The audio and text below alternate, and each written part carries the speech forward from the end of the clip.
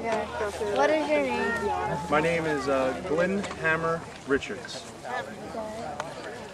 When and where were you born? I was born in 1985 in a hospital in New Jersey. What is your favorite thing about playing vintage baseball? The favorite thing I like about vintage baseball is it's a step back in time, and the history of baseball really intrigues me. And the whole simple fact it's a different game, no gloves, different rules, and as you can see by the last match, we had a fine-spirited match between Frosty Sons of Thunder, and when we play them, it's always a close game, and the camaraderie between the two teams is exactly what we always ask for in a match. So. And the gentleman aspect of the game is, one thing that we all try to preach. Sometimes it can get a little heated, but the gentlemanly, factor in the whole game is what we strive for. And, it's a great feeling. What are the rule differences from today's baseball and your game and the game's past rules? Some of the differences are, as you can see, we don't wear any kind of gloves, so you got to catch everything with your bare hands. You can catch the ball on one bounce, fair or foul.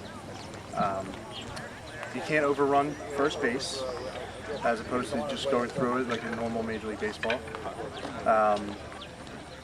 On a foul ball, you're not allowed to advance, no matter what. And if there's a play, the pitcher has to go to the pitcher first.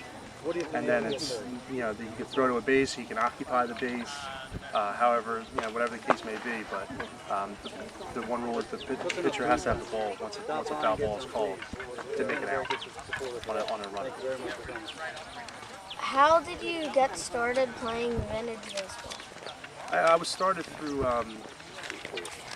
actually an organization in Elkton, Maryland, through Elk Landing, which is a historical society in Elkton, Maryland, and word of mouth got out, and came out the first game, and 4 years ago, and we've been playing ever since. What is the history of some of the teams here today? Well, some of the history is actually our team, the Elkton Eclipse. We started in 1866. Many of these teams here today started either early 1860s, maybe even later in the 1860s. The Frosty Sons of Thunder, they were named after one of their regiments in Somerset County during the Civil War.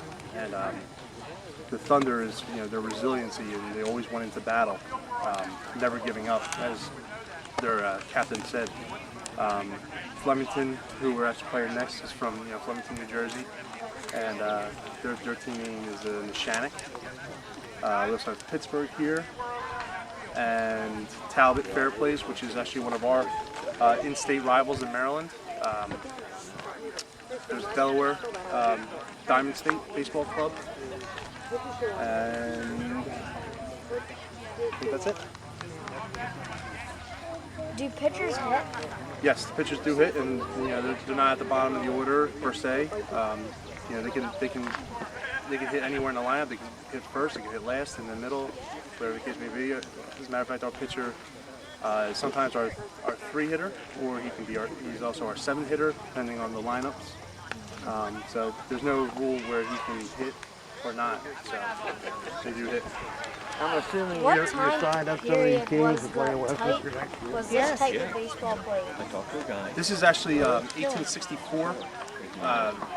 We play teams that started maybe 1866, which is actually roughly the same time period. A couple different tweaks in the rules and stuff like that, but mostly we play 1864 baseball. Is everything a force out? No, actually, it's not a force out. Even if a ball is hit into fair play and it's on one bounce, the runner can advance, even though it's an out. But once the ball's in, you have to tag him. If it's caught in the air, it's a force. The person can hit the bat. But if it's a one hopper to him, you can get it, and then the fielder has to throw it, and the other fielder has to tag him out. And that's it for this interview on Cutter Baseball. Oh yeah. Thank you.